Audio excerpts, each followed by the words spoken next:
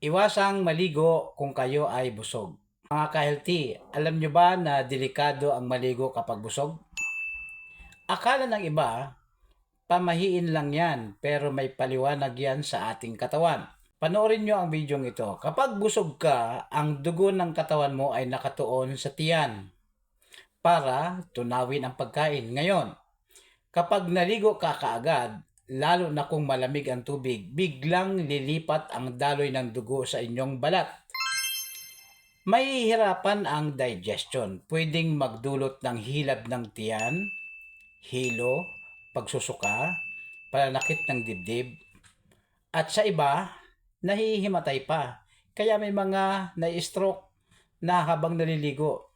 Mas delikado ito sa may mga high blood, sakit sa puso, diabetes, mahina ang digestion. Ang tamang gawin, maghintay ng 30 minuto hanggang 1 oras pagkatapos kumain bago kayo maligo.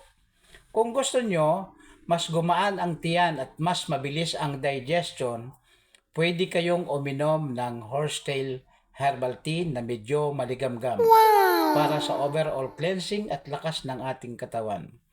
Plus herbal capsule. Tandaan, hindi lahat ng nakasanayan ay tama.